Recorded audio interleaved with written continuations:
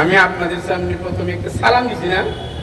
সালাম সালাম দেওয়া কি সুন্নত, লওয়া কি লওয়া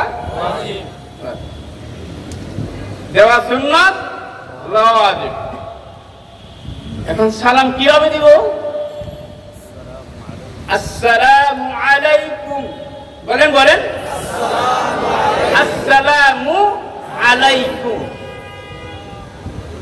এটা সালাম। এই সালামটা যদি কেউ দেয় তাহলে সাথে সাথে কতগুলো নেকি পাবো? কতগুলো? 90টা। আর যে ব্যক্তি উত্তর দিবে,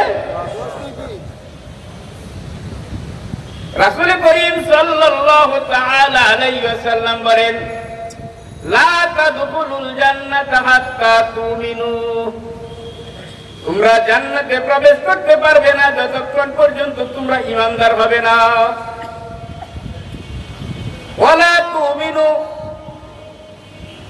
হাত্তা তাহাব্বু, এবং তোমরা ঈমানদার হতে পারবে না যতক্ষণ পর্যন্ত তোমরা পরস্পরকে ভালোবাসতে পারবে না। আজকে তো এক মুসলমান আর এক মুসলমানের প্রতি হিংসা করে, এক ভাইয়ের ভালো ব্যবসা থাকলে আরেক ভাইয়ের গায়ে লাগে।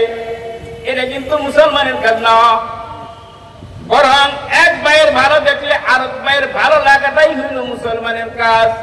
আদ-দীনু নাসিহা, মঙ্গল কামনা করাটাই হইল দ্বীন। আমরা এক ভাইয়ের উপকারে, এক ভাইয়ের লাভে সন্তুষ্ট হইতে পারবো তো? ইনশাআল্লাহ। সাইয়েদনা রাসূল করিম সাল্লাল্লাহু তাআলা আলাইহি ওয়াসাল্লাম বলেন,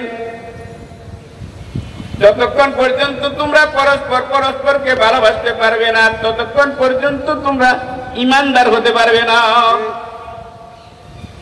আওয়ালা আদুল্লুকুম ইযা ফাআলতুমুহু তাহাবাবতুম বাইনাকুম, আমি কি তোমাদেরকে এমন একটা আমলের কথা বলে দিব যে আমলটা করলে তোমরা পরস্পরে ভালোবাসতে পারবে?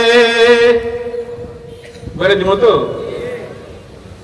রাসূল করিম সাল্লাল্লাহু তাআলা আলাইহি ওয়াসাল্লাম বলেন, ফাফশুস সালামা বাইনাকুম, ফাফশুস সালামা বাইনাকুম, পরস্পরের মধ্যে সালাম বিস্তার করতে থাকো, সালাম প্রচার করতে থাকো।